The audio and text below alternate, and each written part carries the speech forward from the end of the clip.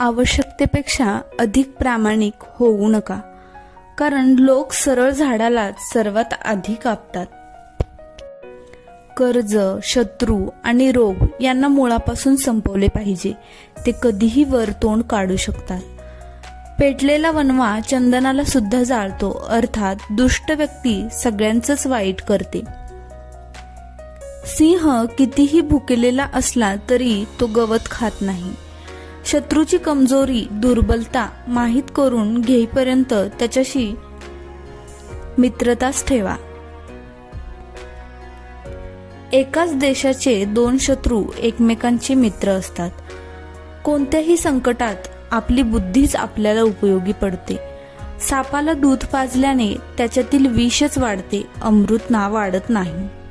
अग्नीला कुठेही ठेवले तरी त्या ठिकाणाला ती जाळते.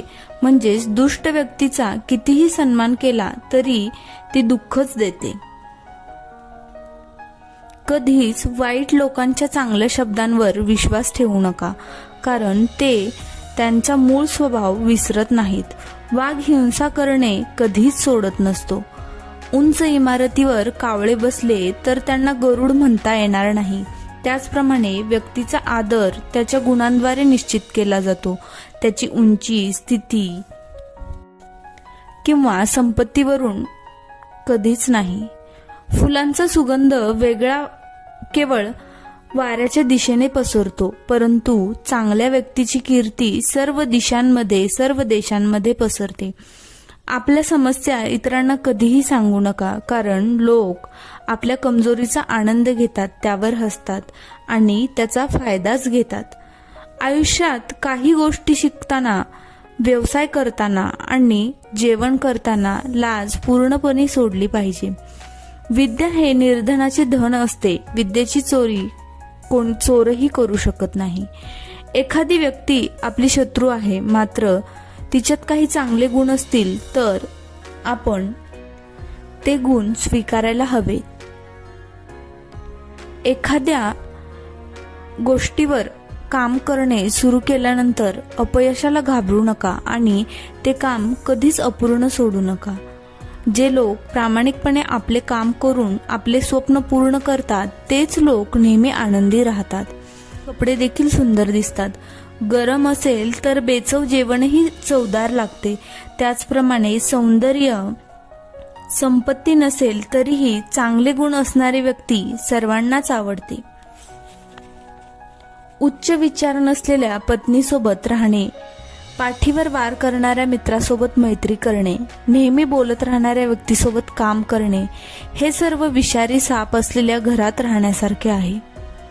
जो मनुष्य कमाईपेक्षा जास्त खर्च करतो आणि महिलांवर वाईट नजर टाकतो तो जास्त दिवस टिकत नसतो. घर, गाडी, पत्नी, मुले, कमाई आणि संपत्तीच्या बाबतीत नेहमी समाधानी राहा, परंतु ज्ञानाच्या बाबतीत कधीच संतुष्ट राहू नका. लाकडाला कापून खंडित करणाऱ्या मधमाशीला फुलांना इजा करायचे साहस होत नाही. यालाच तर प्रेम म्हणतात. जो व्यक्ती फक्त खाण्याच्या वेळी तोंड उघडतो त्याला 100 वर्षाचे सुख एकाच वर्षात मिळते. मौन एक महान शस्त्र आहे. मोठ्या युद्धाने न होणारे काम मौन युद्धाने होऊ शकते. जास्त बोलण्याने जास्त समस्या निर्माण होतात.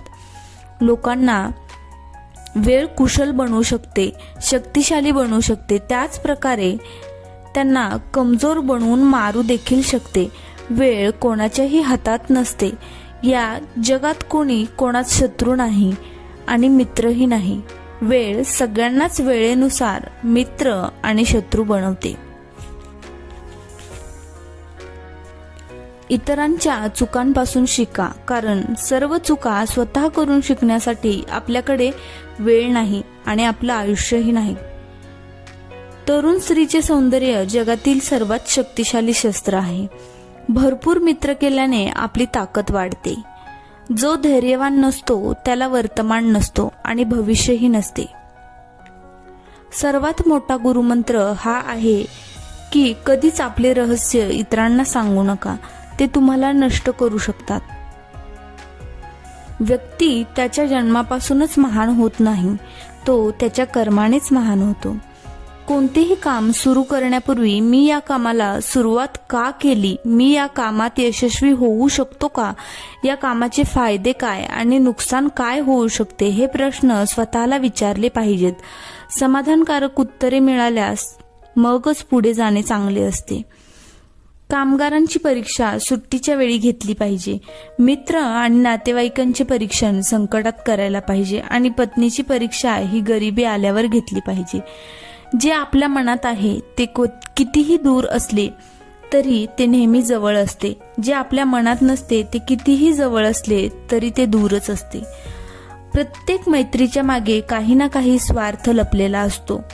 विना स्वार्थाची मैत्री नसते, हे एक कटू सत्य आहे.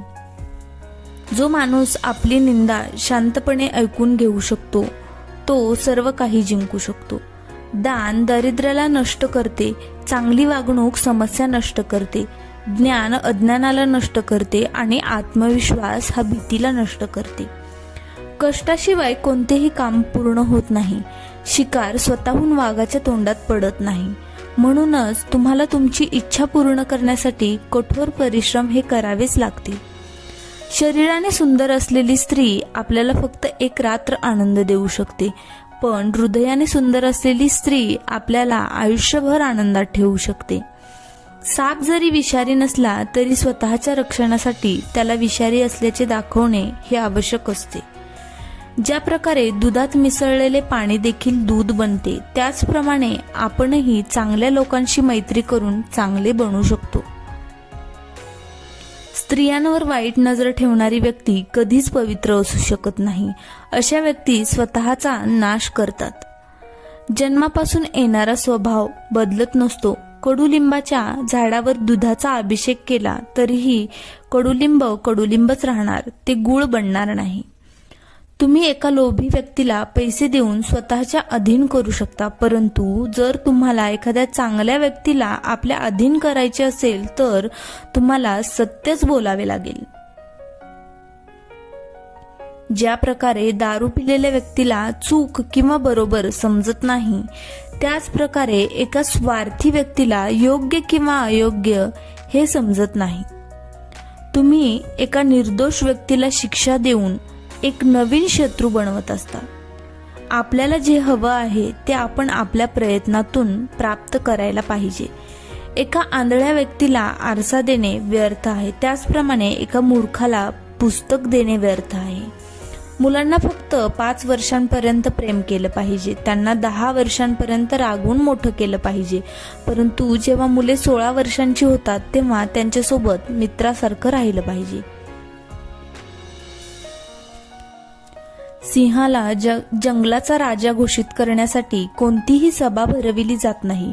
तो स्वतःच्या गुणाने, शक्तीने आणि पराक्रमाने राजा बनतो. दररोज असेच सुंदर विचार ऐकण्यासाठी चॅनलला नक्की सबस्क्राईब करा. व्हिडिओ आवडल्यास लाईक करा, शेअर करा. Thanks for watching.